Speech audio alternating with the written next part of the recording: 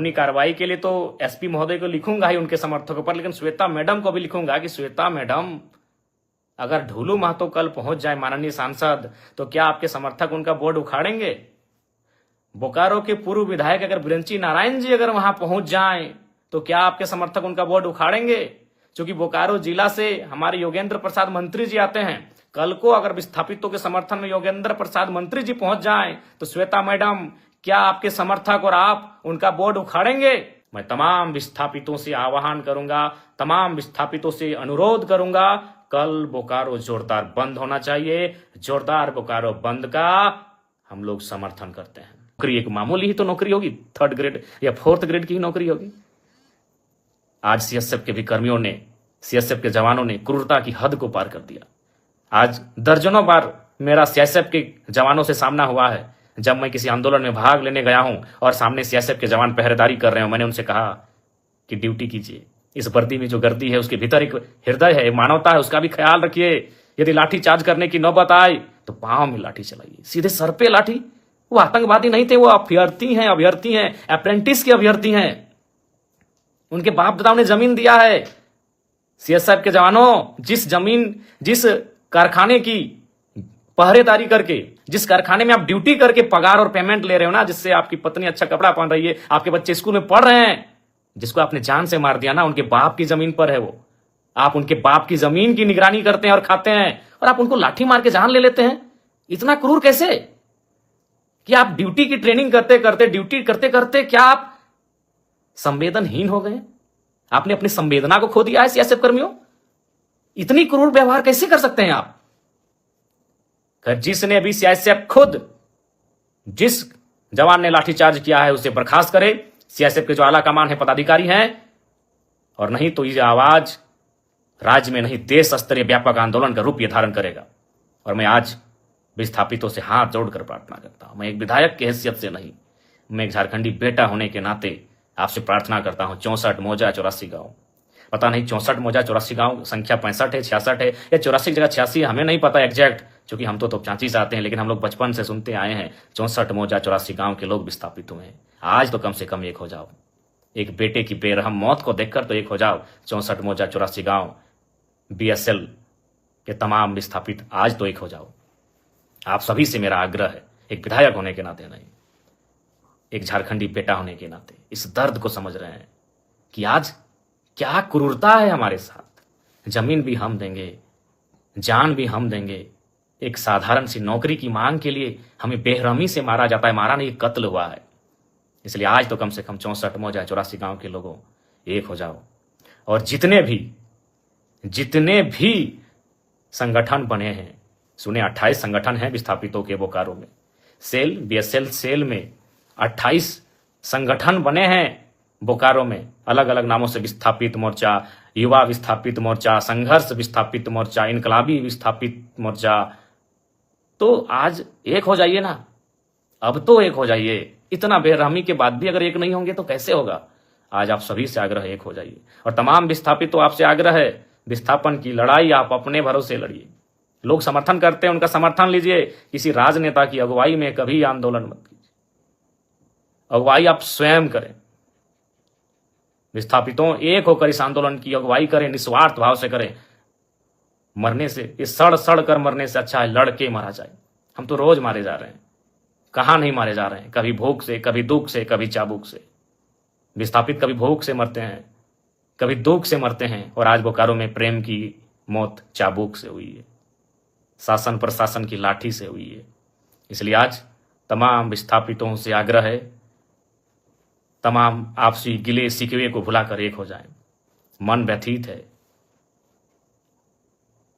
लड़ने के लिए हमेशा तत्पर हैं, लेकिन बस यही है कि हम एकजुट अगर हो जाते हैं, पक्ष विपक्ष राजनीति को भुलाकर आज सामाजिक तौर पे, तो हमें लगता है कि आज बोकारो एक नया इतिहास देखेगा।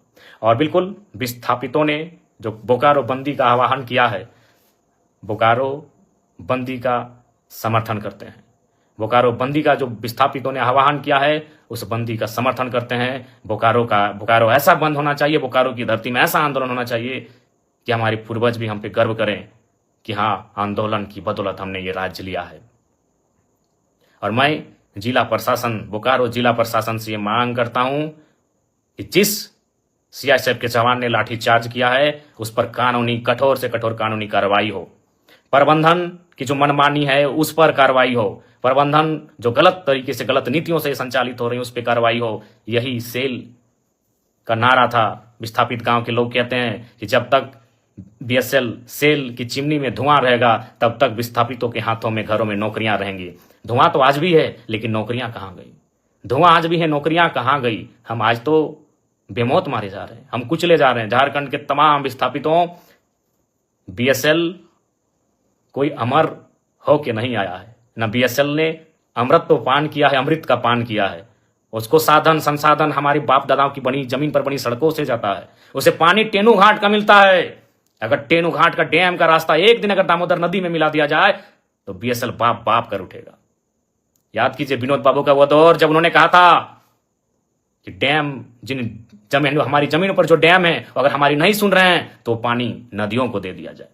अगर एक दिन विस्थापित ये ठान ले टेनू घाट का पानी बीएसएल को जाता है, अगर उस पानी को अगर हम केवल शिफ्ट कर दें दामोदर नदी में तो बीएसएल बाप बाप कर सकता है। आज बहुत दुख और दुर्भाग्य है कि हमारे साथ कितना क्रूर व्यवहार हो रहा है। और ये क्रूर व्यवहार किसान, कामगार, आदिवासी, मूलवासियों के साथ ही होता आया है। वो झारखंड हो, चाहे 2006 जनवरी का महीना कलिंगा नगर उड़ीसा हो, वहां भी लोग जमीन के बदले जान देने के लिए तैयार थे और शायद 13 लोगों की जान ले ली थी। आज भी उनकी मृत शरीर को, हाथों को, पांव के पंजों को, हाथ के पंजों को संभाल के रखा गया है। जी हाँ, आप बार बार श्वेता जी का नाम ले रहे हैं, मैं उस पर भी कहूंगा और मैं श्वेता मैडम को एक पत्र भी लिखूंगा। मैं कानूनी कार्रवाई के लिए तो एसपी महोदय को लिखूंगा ही, उनके समर्थकों पर, लेकिन श्वेता मैडम को भी लिखूंगा कि श्वेता मैडम, अगर ढूलू महतो कल पहुंच जाए माननीय सांसद तो क्या आपके समर्थक उनका बोर्ड उखाड़ेंगे? बोकारो के पूर्व विधायक अगर ब्रंची नारायण जी अगर वहां पहुंच जाएं तो क्या आपके समर्थक उनका बोर्ड उखाड़ेंगे? क्योंकि बोकारो जिला से हमारे योगेंद्र प्रसाद मंत्री जी आते हैं। कल को अगर विस्थापितों के समर्थन में योगेंद्र प्रसाद मंत्री जी पहुंच जाएं तो श्वेता मैडम, क्या आपके समर्थक और आप उनका बोर्ड उखाड़ेंगे? क्या कल को रघुवर दास जी चूंकि गिरिडीह आए थे, हो सके कल बोकारो अगर आ जाए पूर्व मुख्यमंत्री रघुवर दास जी, क्या आपके समर्थक उनका बोर्ड, उनकी गाड़ी का नंबर प्लेट उखाड़ेंगे? अरे आपने तो हद कर दिया। और आप क्या बयान दे रही है इंटरव्यू में कि कुछ दिनों पहले, अरे आप जब विधायक बनी है ना मैडम, तब से आप में ये तेवर है। जब हम विधायक नहीं बने थे ना, उससे पहले से हम विस्थापितों की आवाज बनते आए हैं और विस्थापितों के धरने में, आंदोलन में सहभागिता देते आए हैं। क्या आप बात करती हैं मैडम? आप एक स्त्री थी इसीलिए मौन रहें, आप एक नारी थी इसलिए मौन रहें। बाकी आपको स्वयं मालूम है आपने आज क्या कृत्य किया। हमने ना आपको कुछ बोला था, हम तो, मेरी गाड़ी वहां खड़ी हुई थी, हम तो केवल आपके, हमारी गाड़ी गई थी ना, हमको तो मालूम भी नहीं आप एक महिला हो के विधायक हो के इस प्रकार आई। पहले तो विरोध किया, हमने आपसे पूछा कि मैडम क्या बात है, क्या बात है? आपने पहला लाइन यही कहा कि मेरा विधानसभा है, आप कैसे आ सकते? हद है भाई। कल को मैं पूछ रहा हूं, बोकारो के ही मंत्री योगेंद्र प्रसाद, अगर कल को योगेंद्र प्रसाद आ गए उस धरने में, उस बंदी में, या फिर बीजीएच अगर पीड़ित परिजनों से मिलने के लिए, या फिर उस गेट में जहां विस्थापित धरने पर बैठे हैं, तो क्या विधायक मैडम आप योगेंद्र प्रसाद जी का विरोध कर पाएंगी? या कल को ढूलू महतो चूंकि सांसद हैं, अगर ढूलू महतो जी पहुंच गए, क्या आपके समर्थकों में, आप में वो कुब्बत है कि आप उनका नंबर प्लेट उखाड़ देंगे? बड़ा दुर्भाग्य लगा मैडम, बड़ा दुर्भाग्य। आप क्या बयान दे रही हैं कि कोई माहौल खराब करे? तो मैं देखता हूं अगर कल को ढूलू महतो जी जाते हैं, ब्रंची नारायण जी जाते हैं, तब आप क्या बोलते हैं। देखिए, मैं आपको स्पष्ट कहना चाहूंगा, सबको नहीं पच रहा है कि जरा महतो किसी आंदोलन में आए, क्योंकि अगर वो आएगा तो सट्टी की बात होगा। और बाकी कहना नहीं चाहिए मैडम, लेकिन जब आपने हद पार किया है तो मैं सुनी सुनी खबर आपको सुना दूं। सुने आपके घर में आपके रिश्तेदार कहिए या आपके खास कहिए, उनको ठिका मिलता है बीएसएल में। तो ये दोहरी राजनीति मत कीजिए विधायक मैडम। अभी आप दुख जता रहे हैं और आपके ही लोग वहां ठिका लेते हैं। तो असली बात तो जनता को मालूम है कि आपको तकलीफ जयराम महतो के जाने से तकलीफ क्यों हुई, क्योंकि आपको मालूम है कि जयराम महतो आएगा तो दूध का दूध और पानी का पानी बात होगा। ये किससे छुपा है? चलिए, नाम लेने में अचरज का है। सुने आपके पति महोदय को वहां ठिका मिलता है, अभी करोड़ों का ठिका मिलता है, तो आप में मुझे देखकर आपका बौखलाना तो लाजमी है। चलिए, फिर भी बुरा नहीं मानते हैं, क्योंकि लड़ाई विस्थापितों की है, लड़ाई विस्थापितों की है। बाकी हमारे समर्थक, हमारे कार्यकर्ता आपको मर्यादित रूप में उत्तर दे देंगे। आपको गांव जाना है, गांव में हमारे कार्यकर्ता, हमारे समर्थक आपको उत्तर दे देंगे, नियमता देंगे। लेकिन आपका ये जो बयान, ये भर्सन कि बोकारो मेरा है, बोकारो विधानसभा मेरा है, वही तो हम देख रहे हैं। अगर कल योगेंद्र प्रसाद, चूंकि तो गोमिया के विधायक हैं, आपके हिसाब से गोमिया के विधायक हैं, अगर वो कल चले जाते हैं माननीय योगेंद्र प्रसाद, तब आपके समर्थक उनका बोर्ड तोड़ते हैं कि नहीं तोड़ते, ये भी हम देखेंगे। ढोलू महतो जी अगर चले जाते हैं तो आपके समर्थक उनका बोर्ड तोड़ते हैं कि नहीं तोड़ते हैं, हम ये भी देखेंगे।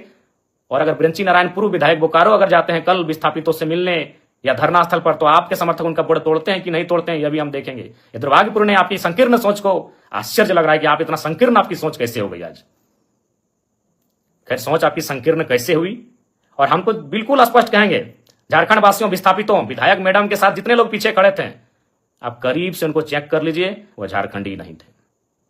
विधायक मैडम के पीछे जितने लोग थे, जो बोर्ड हमारी गाड़ी का, चूंकि हम पीछे आ गए, हमारे समर्थक भी हमें घेर लिए थे, हमारे समर्थक नहीं, जो विस्थापित लोग धरने की दादा आप मत जाइए उधर, उसी बीच उन्होंने हमारी गाड़ी को तोड़फोड़ करना शुरू किया। और हमने पहले ही कह दिया था कि उनको जो करना करे, वो नारी है, हम कुछ नहीं बोलेंगे।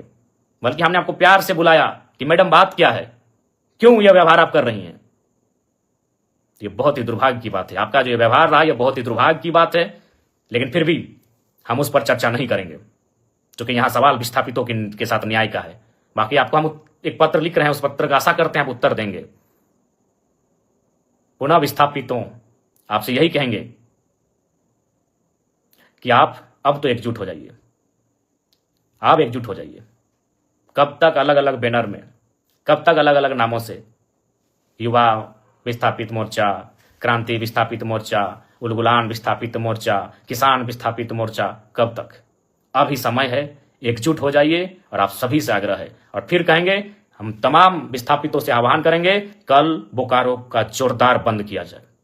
मैं तमाम विस्थापितों से आह्वान करूंगा, तमाम विस्थापितों से अनुरोध करूंगा, कल बोकारो जोरदार बंद होना चाहिए। जोरदार बोकारो बंद का हम लोग समर्थन करते हैं, और बिल्कुल समर्थन ही नहीं करते हैं, एक कोने में हम भी खड़ा रहेंगे, एक विस्थापित का बेटा बनकर, एक विस्थापित का भाई, एक विस्थापित का सहयोगी बनकर एक कोने में मोर्चा संभाल के हम भी खड़ा रहेंगे। एक नेता की हैसियत से नहीं, एक विधायक की हैसियत से नहीं, एक झारखंडी की हैसियत से हम भी एक कोने में, जहां आप बंद करेंगे वहां हम एक कोने में खड़ा रहेंगे। कल चूंकि हमारा गिरिडीह में उपायुक्त से पूर्व का एक कार्यक्रम है, उपायुक्त और 6 के 6 विधायकों के साथ आधा घंटा का बैठक है, उस बैठक को समाप्त करके हम निस्संदेह बोकारो की धरती में आएंगे। तब तक हमारे जितने भी समर्थक हैं, हमारे जितने भी चाहने वाले हैं, हमारे जितने भी कार्यकर्ता हैं, उन सभी से मेरा आग्रह होगा, बोकारो बंद का जोरदार समर्थन करेंगे, विस्थापितों की आवाज को बुलंद करेंगे। और प्रेम महतो जिनकी बेरहमी से हत्या हुई, इस हत्या नहीं, ये शहादत कहें, उन्होंने विस्थापितों के लिए शहादत देने का कार्य किया है। आज बस आग्रह यही है कि इस बार एकजुट हो जाए यार। छोड़िए विधायक मैडम, सबको मालूम है उनको हमारे नाम से क्यों चिड़चिड़ा हुई, हमारे नाम से उनको क्यों तकलीफ हुई, किसी से छुपा नहीं है। क्योंकि हम तो वही पूछ रहे हैं ना भाई, हम दूसरा क्षेत्र का विधायक थे। अरे मैडम, हम जेल कैंप पार्टी के केंद्र अध्यक्ष हैं, 40,000 वोट हमें भी मिला है बोकारो विधानसभा से, इस बात को भूलिए मत। और हम देख रहे हैं ना, कल जा रहे हैं, मंत्री महोदय सुनने जा रहे हैं, योगेंद्र प्रसाद जी, ढोलू महतो जी जाएंगे। देखते हैं आप विरोध करते हैं कि नहीं, देखते हैं भैया, हम भी देखते हैं। बाकी पुनः कहेंगे, 64 मौजा 84 गांव, एकजुट हो जाइए। और सीआईएसएफ के जवानों, इतना क्रूर कैसे? भगत सिंह सही कहते थे कि आजादी तो हम अंग्रेजों से ले लेंगे, लेकिन क्या वो आजादी गांव तक जाएगी या अमीरों के हाथों में रह जाएगी? बिल्कुल अमीरों के हाथों में आजादी है। आज भी उद्योग घरानों के हाथों में आजादी है। उनके इशारे पर पुलिस काम करती है, उनके इशारे पर प्रशासन काम करती है। और मैं झारखंड पुलिस से भी आग्रह करूंगा कि ये आपका क्षेत्र था, झारखंड पुलिस से भी मैं आग्रह करूंगा कि आप सुरक्षा दें, विस्थापितों के आंदोलनकारियों को सुरक्षा दें, विस्थापितों की आवाज को सुरक्षा दें। मैं मैं बोकारो उपायुक्त मैडम से भी कहना चाहूंगा, जो लोग दोषी हैं उन पर कार्रवाई की प्रक्रिया को फौरन आरंभ करें। विस्थापितों की आवाज बुलंद हो, विस्थापितों को न्याय मिले, विस्थापित एकजुट हो। मैं यही चाहता हूं। जय झारखंड, जोहार झारखंड।